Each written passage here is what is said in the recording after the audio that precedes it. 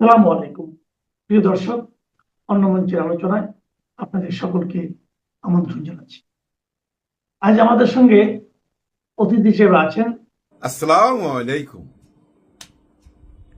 গেরুয়া বাহিনীর তাণ্ডব চলতেছে ওয়েস্ট বেঙ্গলে। মমতা ব্যানার্জি না মমতা বন্দ্যোপাধ্যায়, ওনার নাম দুইটাই দেখি আমি সব সময়।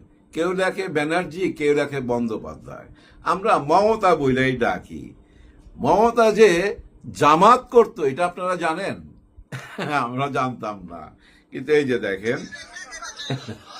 उनका तो माइंडसेट दूसरा है ना, जामात स्टाइल है और मेरा स्टाइल भारतीय स्टाइल है। মানে এই মমতা ব্যানার্জি বা মমতা বন্দ্যোপাধ্যায় এখন জামাতের সদস্য, জামাত করত।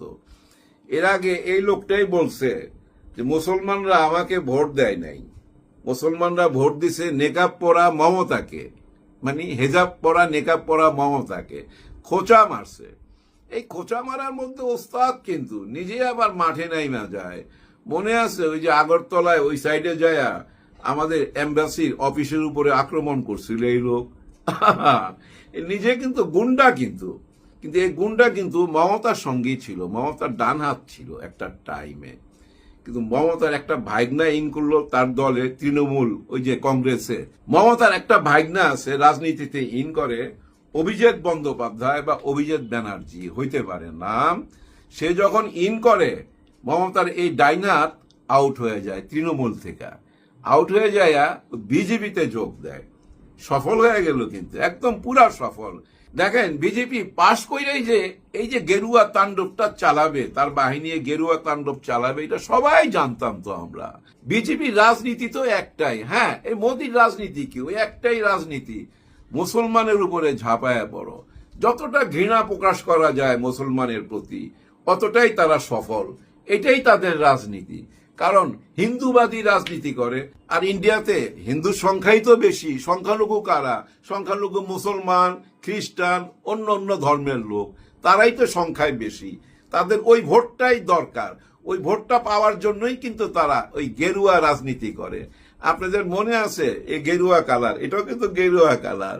হ্যাঁ, এই গেরুয়া কালার পড়ছিল দীপিকা পাদুকোন একটা ছবিতে, বহুত বড় বিখ্যাত নায়িকা, কিন্তু হ্যাঁ, দেখতো দারুণ, লম্বা চওড়া।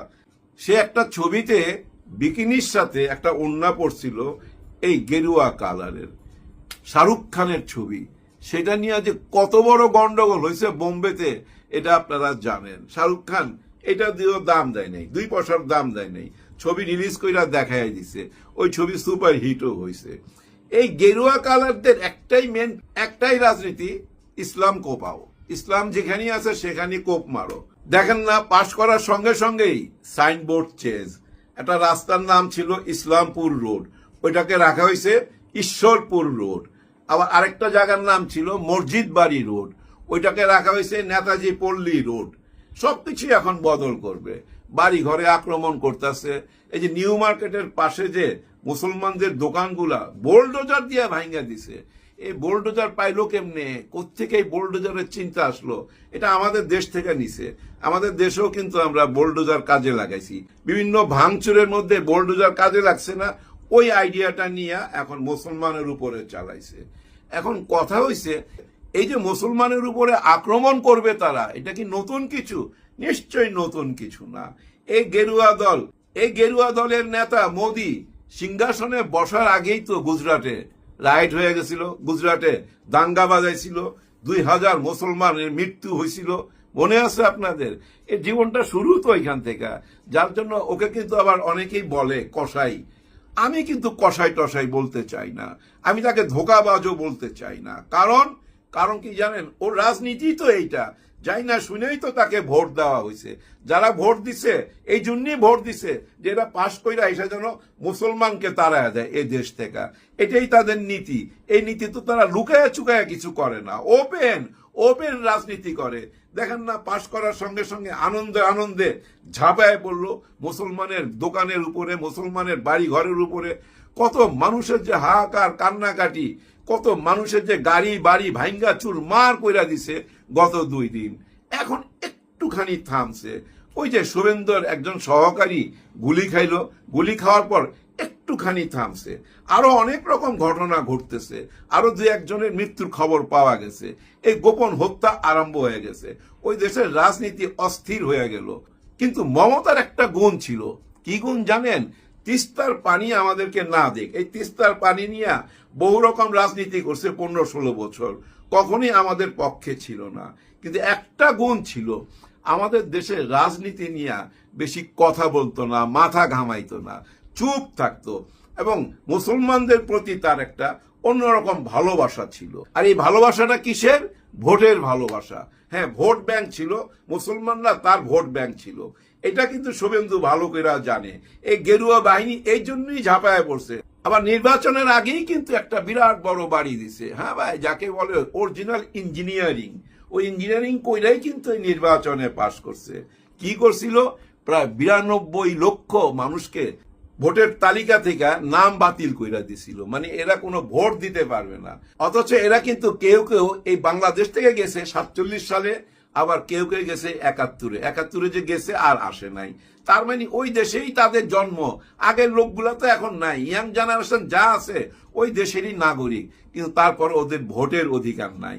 এবং এদেরকে পুশব্যাক করার জন্য, মানে বাংলাদেশে পাঠায়া দিবার জন্য একটা ষড়যন্ত্রে লিপ্ত হয়েছে। যাই হোক, ওগুলো আমার সাবজেক্ট না, আমার মেইন সাবজেক্ট যেটা, আমি সেখানে আসি।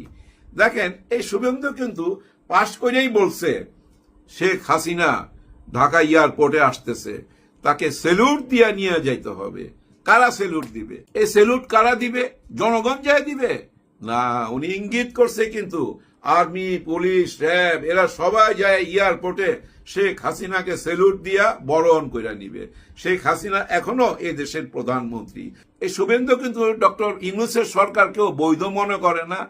আবার এই যে নির্বাচন কইরা 12 তারিখে যে সরকার আসলো বাংলাদেশে, বিএনপি সরকার, তাকেও বৈধ মনে করে না, অবৈধ মনে করে।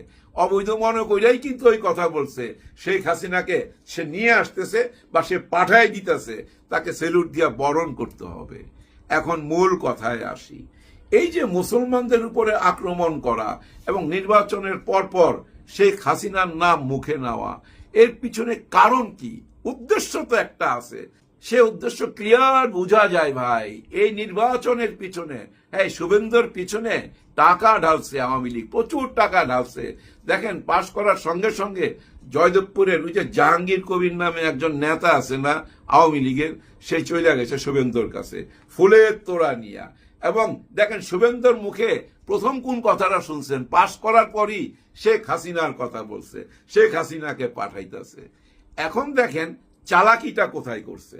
এখন প্রশ্ন হইল, কেন সে শেখ হাসিনার নাম বারবার মুখে নেয়? কেন সে বলতেছে শেখ হাসিনাই বৈধ সরকার? এর পিছনে কিন্তু সে একটা বিরাট বড় গেম খেলে গেছে, যেটা সাকসেসফুল হয় নাই। যে ভয়াবহ গেমটা খেলছে, যেভাবে সে উস্কানি দিছে, এটা কিন্তু বাংলাদেশের মানুষ মাথায় নেয় নাই। আমাদের পত্র পত্রিকায় তেমন ভাবে লেখালেখি করে নাই। এই যে ভারতে যা হচ্ছে, মানে পশ্চিমবঙ্গে যা কিছু হইতেছে, ওদের পত্র পত্রিকা এবং ওদের চ্যানেলগুলা দৌড়াইয়া যেভাবে নিউজ করতেছে, ভাই এখান থেকে দৌড় দেয় ওই পর্যন্ত চলে যায়, যা চিৎকার কইরা বলতে থাকে, শুভেন্দুর প্রশংসা করতে থাকে।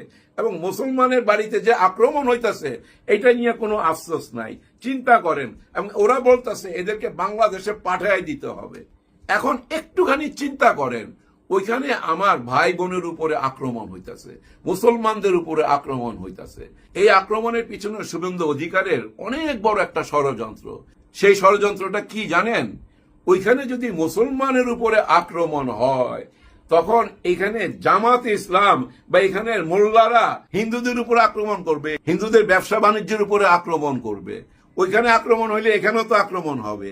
এইটা ছিল তার অঙ্ক। 2 × 2 = 22 বানায় নিছে। হ্যাঁ ভাই, 2 × 2 = 4, হয়তো ওই পাশাপাশি লেখা 22 বানাইতে চাইছে, যে এখানে আক্রমণ কর, এখানে আক্রমণ করলে বাংলাদেশেও আক্রমণ হবে। আর বাংলাদেশে আক্রমণ হইলে বিএনপি সরকার পড়বে মহা বিপদে। হ্যাঁ ভাই, মহা বিপদে পড়বে না যদি এখানে কোন রকম দাঙ্গা বাজে। যেমন ওইখানে যেভাবে দাঙ্গা বাজছে, সেম জিনিস এখানে হইলে বিএনপি সরকার মহা বিপদে পড়া যাইতো।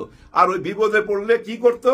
ওই যে তাদের লোকজন এখানে সেটিং করা আছে, ওই সেটিং এর মধ্যে শেখ হাসিনাকে পাঠায় দিবে। এইটাই ছিল তার দূর অভিসন্ধি। নাহলে সে বারবার শেখ হাসিনার কথা বলবে কেন? পাশ করলি তোরা, তোদের দেশ, তোদের আলাদা দেশ, আমাদের সঙ্গে তোদের কি সম্পর্ক? তোরা তোদের নিয়ে কথা বল, তোদের রাজনীতি তোরা কর, শেখ হাসিনাকে টাইনা আনবি কেন? আমাদের নির্বাচিত সরকারকে অবৈধ বলবি কেন? এই অবৈধ বলার পিছনে কারণ ওই যে একটা দাঙ্গা বাজাইতে চাইছিল, যেটা হয় নাই। হয় নাই কেন? না হওয়ার পিছনে একটাই কারণ, আমরা মুসলমান হিসেবে অনেক উঁচুতে আছি ভাই, অনেক উঁচুতে আছি। আমাদের মন মানসিকতা এত নিম্ন না, এত ন্যারো না। আমরা মনে করি এই যে হিন্দু ভাই বোনেরা আমাদেরই ভাই বোন, আমাদের দেশের নাগরিক, খাঁটি নাগরিক তারা। আমরা কেন এটা করতে যাবো? কিন্তু তারা কিন্তু চাইছিল এইখানে আক্রমণ করলে ওইখানে আক্রমণ করবে, আক্রমণ হলে একটা দাঙ্গা বাজবে, দাঙ্গা বাজলেই সরকার অস্থির হয়ে যাবে, চারিদিক থেকে সরকারের পতনের জন্য রাস্তায় লোকজন নাইমা যাবে, আওয়ামী লীগকে নামায় দিবে, আর ওই অস্থিরতার ভিতরেই শেখ হাসিনাকে পাঠায় দিবে, তাকে সেলুট করে নিয়ে আসবে।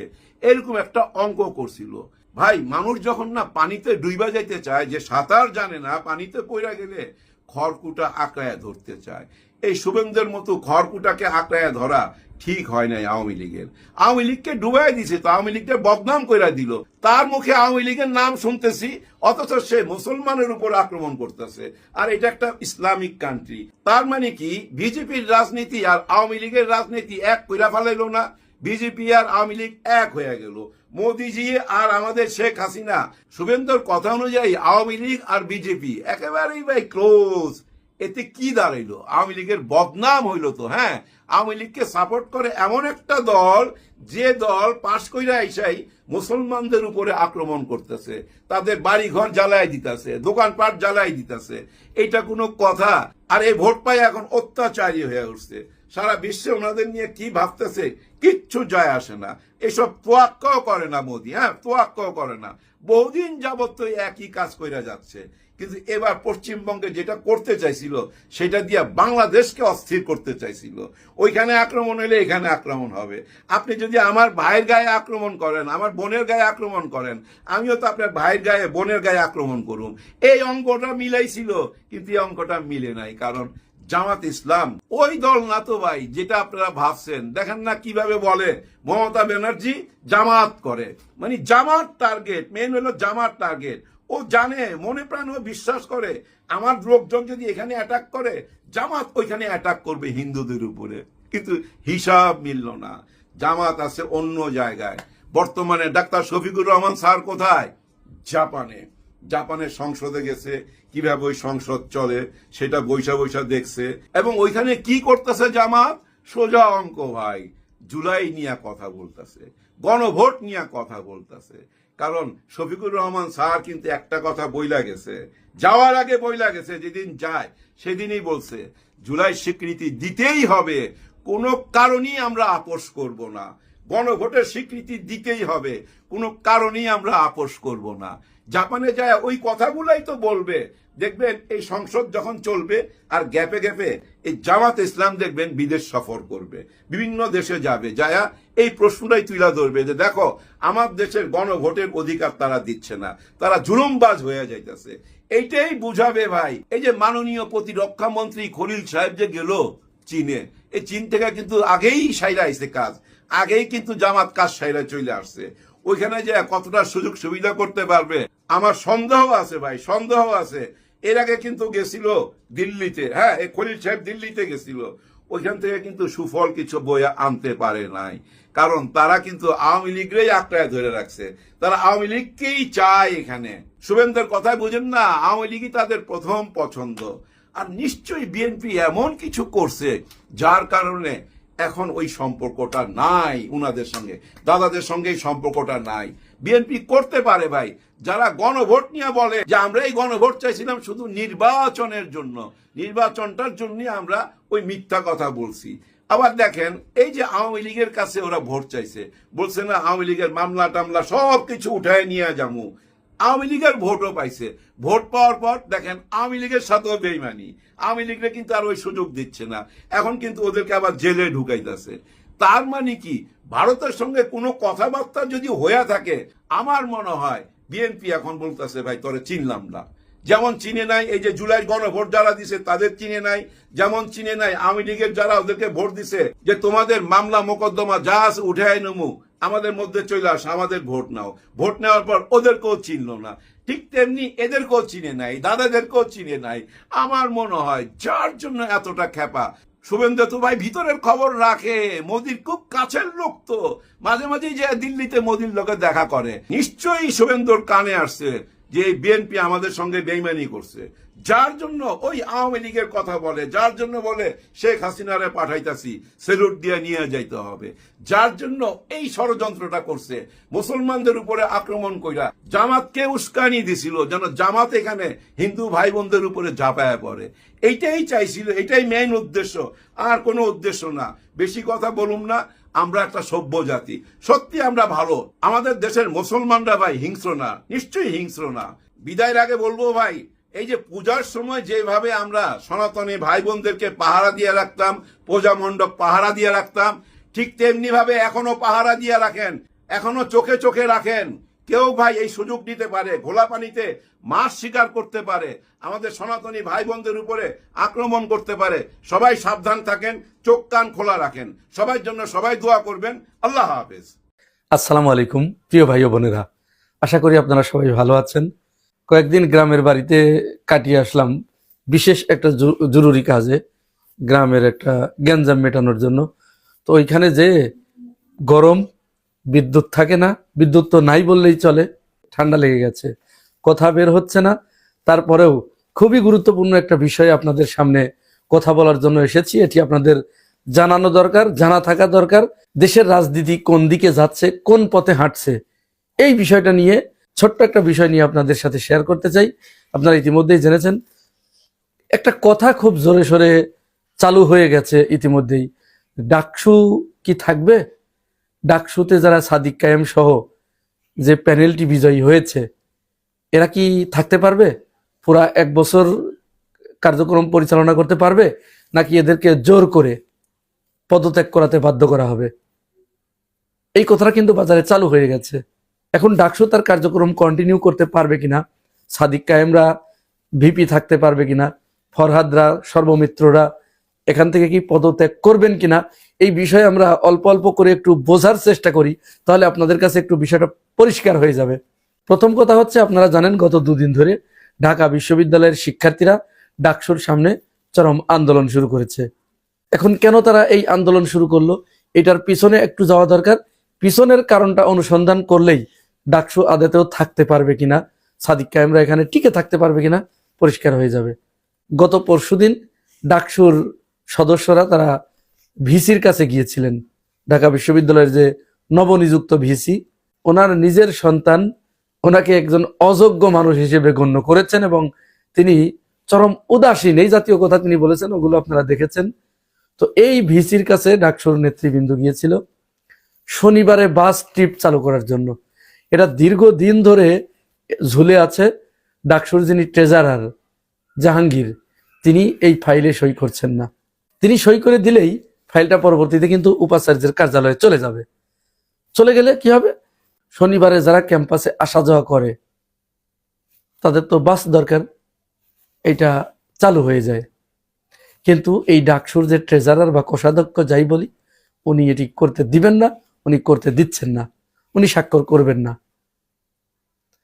আমরাও বিশ্ববিদ্যালয়ে পড়েছি, ইসলামী বিশ্ববিদ্যালয়ে শুক্র শনিবারে আমাদের বাস চলতো, বিভিন্ন বিশ্ববিদ্যালয়ে এটি চলে। কারণ ঢাকা বিশ্ববিদ্যালয়ে নাকি ছুটির দিনে তিনি এটি দিতে পারবেন না। ছুটির দিনে আবার বাস কিসের? বিশ্ববিদ্যালয়ে সাধারণত ছুটি বলে কিছু থাকে না, কারণ একটা বিশ্ববিদ্যালয়ে সেখানে সেমিনার, সিম্পোজিয়াম, প্রোগ্রাম, তারপরে চর্চা, গবেষণা, এগুলো সবসময় লেগেই থাকে। ছাত্রছাত্রীদের পরীক্ষা থাকে, তাদের লাইব্রেরি ওয়ার্ক করতে হয়, মানে নানাবিধ কাজ। তো এই জাহাঙ্গীর তিনি কি করে বললেন যে শনিবারে বাস চালু করতে পারবেন না, টাকা নাই? আচ্ছা, যখন তিনি বললেন টাকা নাই, তখন ডাকসুর পরিবহন সম্পাদক ইউজিসিতে যেয়ে, অর্থাৎ বিশ্ববিদ্যালয় মঞ্জুরি কমিশন, সেখানে গিয়ে তিনি বাজেট বরাদ্দ নিয়ে এসেছেন শনিবারে বাস চালানোর জন্য। যে খরচটা সেটা নিয়ে এসেছেন। এটি খেয়াল রাখবেন, কিন্তু ঢাকা বিশ্ববিদ্যালয় আনে নাই, ওই ট্রেজারার জাহাঙ্গীর আলম আনে নাই। এই দায়িত্ব কিন্তু তার ছিল, কিন্তু তিনি আনেন নাই। ডাকসু গিয়ে সেখান থেকে নিয়ে এসেছে। নিয়ে আসার পরে উনি শুধু একটা সাইন দিলে ভিসি মহোদয় স্বাক্ষর দিবেন, হয়ে যাবে। শনিবারে বাস ট্রিপ চালু হয়ে যাবে, শনিবারে বাস ট্রিপ চালু হয়ে যাবে। ওনার যুক্তি, এটি 2 বছরের টাকা, 2 বছর পরে এটি বন্ধ করে দিতে হবে। তারপরে টাকা কোথা থেকে আসবে? তোমরা আরো টাকার গ্যারান্টি নিয়ে আসো, তখন তোমাদেরকে আমি স্বাক্ষর দিব, এছাড়া আমি স্বাক্ষর দিব না। একজন বিশ্ববিদ্যালয়ের শিক্ষক, চিন্তা করতে পেরেছেন তার মস্তিষ্ক কোন প্রকারের স্যাডিস্ট হলে তিনি এই কথা বলতে পারেন? তিনি তো আরো বরং ছাত্রছাত্রীদের, শিক্ষার্থীদের সুবিধার্থে তিনি এটি চেষ্টা করবেন, এটি কিন্তু তার চেষ্টার আওতায় পড়ে, তার এটি করার কথা। তিনি সেটি না করে উল্টো আরো বন্ধ করে দেবার জন্য সর্বমিত্রদের বলছে যে 2 বছরের জন্য এনেছো, আরো নিয়ে আসো, তারপরে আমি স্বাক্ষর করব। সর্বমিত্ররা বলছে তাহলে আমাদের যদি এইটা আনতে হয়, তারপরেও এনে দিয়েছি 2 বছরের জন্য, আপনি 2 বছরের জন্য চালু করুন, যদি না হয় 2 বছর পরে আমরা তখন আবার চেষ্টা করব। আপনি কি শুধু স্বাক্ষরের জন্য এখানে বসেছেন? আপনার কাজ কি? আমাদেরকে যদি এনে দিতে হয়, আপনার কাজ কি? এই কথা বলাতে ওই যে যিনি ভিসি মহোদয়, অর্থাৎ যার সন্তান বলেছে যে উনি একজন উদাসীন, তিনি ইরেসপন্সিবল একজন পার্সন, তিনি ডাকসুর সদস্যদের মব বলে আখ্যায়িত করেছেন। বলছেন তোমরা এখানে মব করতে এসেছো? ছাত্ররা সাথে সাথে প্রশ্ন করছে যে স্যার, আপনার কাছে আমরা একটা বৈধ দাবি নিয়ে এসেছি, যেটা দীর্ঘদিন পরে আছে, আটকে আছে, ট্রেজারার মহোদয় স্বাক্ষর দিচ্ছেন না, সেইটা আপনার কাছে সাংবাদিক সহ আমরা এসেছি, আপনি এইটাকে মব বলে আখ্যায়িত করছেন, তাহলে তো আপনার কাছে ভবিষ্যতে আমরা আমাদের কোনো বৈধ অধিকার নিয়ে আসতেই পারবো না। আপনি এখানে আপনার যা ইচ্ছা তাই করবেন, আমরা সেখানে কিছু বলতেই পারবো না। আপনি তো বৈধ কাজের জন্য আসলে ওইটাকে মব বলে চালিয়ে দেবেন। অথচ ঢাকা বিশ্ববিদ্যালয়ের ছাত্রদেরকে, শিক্ষার্থীদেরকে যখন বহিরাগত ছাত্ররা এসে শাহবাগ থানার ভিতরে মারধর করলো, আপনার মুখ দিয়ে তো একবারও এটা মব বলে মন্তব্য করা শুনি। যদি আপনি আমাদের এই বৈধ দাবিকে মব বলেন, তাহলে আমরা এটাকে মব বলতে রাজি আছি। আর যায় কোথায়? সাথে সাথে ওই যে 71 না 72 শেখ হাসিনার আমলে যারা শেখ হাসিনার পা চেটে চেটে জিহবা দিয়ে লালা ঝরিয়েছে, এই 71 চ্যানেল সর্বমিত্রের এই কথাটাকে নিয়ে শুরু করে দিয়েছে নিউজ, যে তারা মব করতে রাজি আছে। সাংবাদিকতা কোন পর্যায়ে চলে গিয়েছে চিন্তা করেছেন? এই সাংবাদিকরাই শেখ হাসিনাকে শেখ হাসিনা হয়ে উঠতে বাধ্য করেছিল। এই সাংবাদিকরাই শেখ হাসিনার সমস্ত অপকর্মের বয়ান উৎপাদন করত। শাপলায় যে হত্যাকাণ্ড ঘটেছিল, এই হত্যাকাণ্ড সংগঠিত করতে উদ্বুদ্ধ করেছিল এই সাংবাদিকরা। এরাই জাতির কলঙ্ক। যাই হোক, এখানে কিন্তু শুধু এই পরিবহনের বিষয়টাই নয়, আরো আপনারা আশ্চর্য হবেন। সর্বমিত্র বলেছে যে স্যার, ডাকসু গঠিত হবার পরে আমরা বিসিবি থেকে কেন্দ্রীয় খেলার মাঠের জন্য 2 কোটি টাকা এনে দিয়েছি, আজও পর্যন্ত এই ব্যাপারে আমাদের সেই কাজটা করে দিচ্ছে না প্রশাসন। ইচ্ছাকৃতভাবে এটি আটকে রাখা হয়েছে। ডাকসুকে ব্যর্থ প্রমাণ করার জন্য এটাকে আটকে রাখা হয়েছে। শুধু এটাই নয়, আমরা নিজেদের উদ্যোগে, সর্বমিত্রের ভাষায়, আমরা নিজেদের উদ্যোগে সেন্ট্রাল মসজিদ নির্মাণ করেছি, সংস্কার করেছি। সংস্কার করার পরে আমরা ফান্ড কালেক্ট করে নিজেরা বিভিন্ন জায়গায় দৌড়াদৌড়ি করে আমরা এসি লাগিয়েছি, কিন্তু আজ পর্যন্ত সেই এসিতে বিদ্যুৎ সংযোগ দেয় নাই এই বিশ্ববিদ্যালয় প্রশাসন। প্রিয় ভাই বোনেরা, আপনারা চিন্তা করতে পারছেন? আমরা কিন্তু এগুলো জানতাম না। সর্বমিত্ররা যদি এটি জাতির সামনে তুলে না ধরতো, এটি আমরা জানতে পারতাম না। এটি কোন প্রকারের অসভ্যতা, এটি কোন প্রকারের অসহযোগিতা। অসহযোগিতা তার দলীয় স্বার্থের কাছে তিনি বিবেক বিক্রি করে দিয়েছেন যারা, তারা করতেই পারেন। কিন্তু এখানে উদ্বেগের বিষয়, ছাত্ররা যখন তার কাছে যাচ্ছে একটা বৈধ অধিকার নিয়ে, একটা দাবি নিয়ে, তাদেরকে মব বলা হচ্ছে। মব কালচারটা কোন জায়গায় চলে গেছে আপনি দেখেন। ভবিষ্যতে এটাকে এমন একটা ফ্রেমিং করার চেষ্টা করা হচ্ছে, আপনার যে কোনো বৈধ অধিকারকে মব বলে ওটাকে উড়িয়ে দেওয়া হবে, আপনার ওখানে কথাই বলতে দেওয়া হবে না। এই পর্যায়ে চলে গেছে। এবং সর্বমিত্র বলছে যে আমাদের সাথে আপনারা অসহযোগিতা করতেই পারেন, যেহেতু আপনাদের মস্তিষ্কের ভিতরে ওই পচা দুর্গন্ধ পুঁতিময় জিনিস ঢুকে পড়েছে, যে আপনারা সহযোগিতা করবেন না। তাই বলে তো আপনি আমাদের অপমান করতে পারেন না। অপমান করবেন কেন? অনেকটা ছাত্রদের সাথে পায়ে পাড়া দিয়ে ঝগড়া। বিশ্ববিদ্যালয়ের টিচার, এই শিক্ষকগুলোই বিশ্ববিদ্যালয়গুলোতে যে মারামারি, যে অপহরণ, গেস্ট রুম, গণরুম, এইগুলো এই বিশ্ববিদ্যালয়ের শিক্ষকগুলো কোনো মতো এই দায় এড়াতে পারবে না। আসল কালপ্রিট এইগুলো। এই কালপ্রিটগুলো নিজের স্বার্থ চরিতার্থ করার জন্য, দলীয় পদবি ভাগিয়ে নেবার জন্য, নিজের অবস্থান একটু উঁচু করার জন্য এই ধরনের অপকর্মগুলোতে সহযোগিতা করে, ছাত্র নেতাদের সহযোগিতা করে। এই অমানুষগুলো, জাতি করার কারিগর যে শিক্ষক, এগুলো এরকম অমানুষ হয়ে গেছে। শুরু থেকেই, বিশেষ করে বিএনপি সরকার ক্ষমতায় আসার পর থেকে ডাকসুকে অকার্যকর করার জন্য যত ধরনের পদক্ষেপ দরকার এইগুলো তারা করে যাচ্ছে অত্যন্ত সুকৌশলে। উদ্দেশ্য কি? উদ্দেশ্য হচ্ছে তাদেরকে সহযোগিতা করবে না, সহযোগিতা না করলে ডাকসু কাজ করতে পারবে না, ডাকসু কাজ না করতে পারলে ছাত্রছাত্রীরা এই বর্তমান পরিষদের প্রতি চরমভাবে বিরাগভাজন হবে, চরমভাবে অতিষ্ঠ হবে, বিরক্ত হবে, তারা আন্দোলন শুরু করবে, বিক্ষোভ শুরু করবে। বিক্ষোভের মুখে এদেরকে পদত্যাগে বাধ্য করা হবে। সাধারণ শিক্ষার্থীর নামে এই আন্দোলনের ডাক দেবে ছাত্র দলের ছেলেপেলেরা, প্রশাসন তখন এখানে সহযোগিতা করবে। এমন একটা পরিবেশ তৈরি করে ফেলানো হবে, মিডিয়াদেরকে দিয়ে ফ্রেমিং করানো হবে যে এরা বিন্দুমাত্র কোনো কাজকর্ম করে নাই, সব লুটপাট করেছে, সুতরাং এদের আর এখানে থাকার কোনো অধিকার নাই, এই ডাকসুর প্যানেল সহ পদত্যাগ করতে হবে। এরকম একটা ফ্রেমিং এর দিকে এগিয়ে যাচ্ছে। এখন আমাদের দেখবার বিষয় যে কত দ্রুত তারা এই কাজটি করে। প্রিয় ভাই ও বোনেরা, আপনাদের কাছে কি মনে হয় ডাকসুর এই বর্তমান প্যানেলকে এই যে অসহযোগিতা করা হচ্ছে, পায়ে পানা দিয়ে তাদের সাথে ঝগড়া করা হচ্ছে, ডাকসুর উন্নয়নমূলক কর্মকাণ্ড করতে দিচ্ছে না, এতে কি ডাকসু টিকে থাকতে পারবে? জানাবেন মন্তব্যের ঘরে। আর যদি চ্যানেলে নতুন হয়ে থাকেন তাহলে সাবস্ক্রাইব করে পাশে থাকবেন। আজ এ পর্যন্তই, ভালো থাকবেন, আল্লাহ হাফেজ।